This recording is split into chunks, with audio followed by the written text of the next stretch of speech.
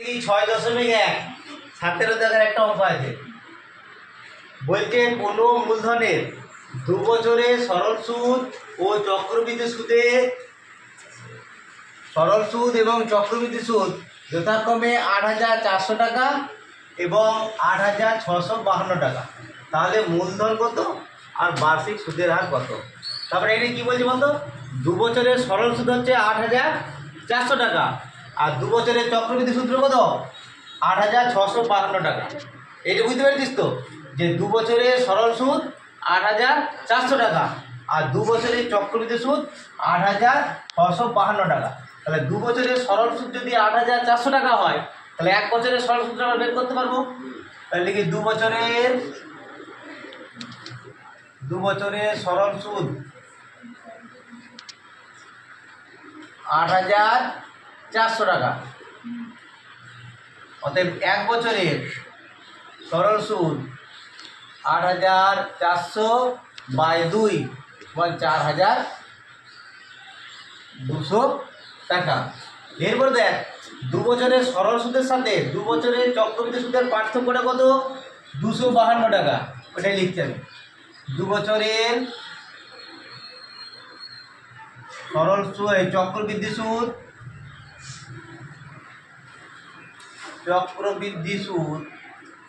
ও সরল সুদের অন্তর 8,652 মাইনাস 8,400 সমান 252 টাকা। এরপর দেখ, এই যে 252 টাকাটা বেশি হলো, এই জায়গাটা হচ্ছে ইম্পর্টেন্ট। এই জায়গাটায় এই যে 252 টাকাটা বেশি হলো, কারণটা কি, কোথা থেকে এলে এই 252 টাকাটা, সেইটা বুঝতে হবে। দেখ, আমরা যদি সরল সুদের সময় আমরা কি বলেছিলাম, যে প্রত্যেক বছর সুদটা একই থাকবে। এখানে কি হচ্ছে, 1 বছরের সরল সুদ 4,200, পরের বছরও 4,200 হবে, তারপরের বছরও 4,200, প্রত্যেক বছর কি হবে 4,200 200 200 করে বাড়তে থাকবে। কিন্তু চক্রবৃদ্ধি সুদের ক্ষেত্রে কি বলেছিলাম, যে প্রথম বছরটা সরল সুদ আর চক্রবৃদ্ধি সুদ কি হয়, একই হয়। তো চক্রবৃদ্ধি সুদের ক্ষেত্রে প্রথম বছর কিন্তু 4,200 হবে। তাহলে এই চক্রবৃদ্ধি সুদ প্রথম বছরও তো সেই 4,200 পেয়েছে।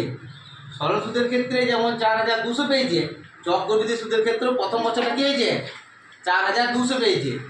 তারপরে দ্বিতীয় বছরে সরল সুদ কত হয়েছে 8,400, কিন্তু চক্রবৃদ্ধি সূত্র দেখ 252 টাকা বেশি হয়েছে। এই যে 252 টাকাটা এসেছে, আমরা কি বলি, চক্রবৃদ্ধি সুদে কি সুদের সুদ দেয়। প্রথম বছর আসলে সুদটা হলো যে সুদে আসলে, দ্বিতীয় বছরে কি হবে, আসলে সুদ তো হলোই, প্লাস যে সুদটা বেরিয়েছে তার সুদটা।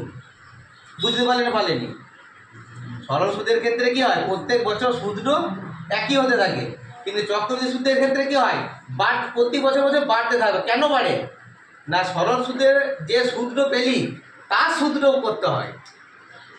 তাহলে প্রথম বছর আমি কত টাকা সুদ পেয়েছি 4,200, তো সরল সুদের ক্ষেত্রে প্রত্যেক বছর 4,200 করে হচ্ছে, কিন্তু চক্রবৃদ্ধি সুদের ক্ষেত্রে কি এই 4,200 টাকার আবার সুদ বের করতে হবে। তার মানে 4,200 টাকা সুদ হচ্ছে 252 টাকা। যে টাকাটা রেখেছিল মূলধনটা, তার সুদ কত 4,200, আর এই যে টাকাটা রাখার জন্য 4,200 টাকা প্রথম বছরে বাড়লো, তার দ্বিতীয় বছরে যে এই যে 252 টাকার বাড়লো, এটা কার সুদ 4,200 টাকা। তার মানে 4,200 টাকা সুদ হচ্ছে 252 টাকা। বুঝতে পারলেন? মানে এই যে 252 টাকাটা বেরিয়েছে, প্রথম বছরে যে টাকাটা বেরিয়েছে তার সুদের সুদ। চক্রবৃদ্ধি সুদ মানে আমরা কি জানি, যে সুদের সুদ। তাহলে প্রথম বছর সুদ বেরিয়েছে কত 4,200, তাহলে সেই টাকাটার জন্য 252 টাকাটা বেরিয়েছে কি জন্যে, এই 4,200 টাকাটা সুদ হচ্ছে 252 টাকা। তার মানে 4,200 টাকার 1 বছরের সুদ। অতএব তাহলে আমি লিখতে পারি যে 4,200 টাকার 1 বছরের সুদ 252 টাকা। তাহলে 1 টাকার 1 বছরের সুদ সমান 252 বাই 4,200। অতএব 100 টাকার 1 বছরের সুদ সমান 252 গণিত 100 বাই 4,200। এই শূন্য শূন্য কেটে গেল, এই শূন্য কেটে গেল। এটা কত হচ্ছে 6, তাহলে হচ্ছে 6। তাহলে আমরা জানি দেখ 100 টাকার 1 বছরের সূত্রই তো সুদের হার বলে। 100 টাকার 1 বছরের যেটা সুদ সেটাকে সুদের হার বলে। এটা সুদের হার মানে ওইটাই জানি যে 100 টাকার 1 বছরের সুদ। তাহলে এখানে আমরা 100 টাকার 1 বছরের সুদ হয়েছে কত 6, তার মানে সুদের হার অর্থাৎ বার্ষিক সুদের হার হচ্ছে 6%। অর্থাৎ বার্ষিক সুদের হার 6%। এরপরে আমি তো সুদের হারটা পেয়ে গেছি, হ্যাঁ, সূত্রও জানা আছে, সময়টাও জানা আছে, তাহলে পিটা বের করতে পারবো সরল সুদের নিয়মে। এইখানে 252 টাকাটা যে বাড়লো, এইটা হচ্ছে বুঝার ব্যাপার আছে যে 252 টাকাটা বাড়লো কার জন্যে? এই 4200 টাকাটার জন্যে।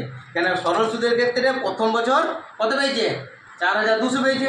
আর চক্রবৃদ্ধি সুদেরও কি প্রথম বছর কত পেয়েছে? 4200 পেয়েছে। এবারে দ্বিতীয় বছরটা কি সরল সুদে আবার 4200 পাবে, কিন্তু চক্রবৃদ্ধি সুদের ক্ষেত্রে কি 252 টাকাটা বেরিয়ে যাচ্ছে। কি জন্যে?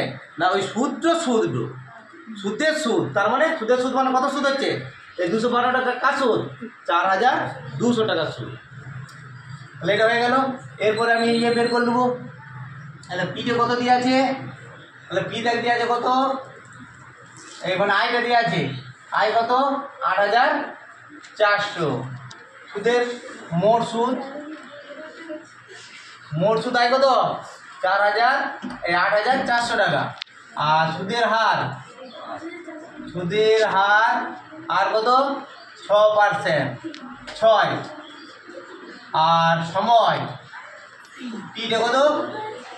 2 বছর। তাহলে আমি পি বের করতে পারবো। তাহলে অর্থাৎ আসল পি সমান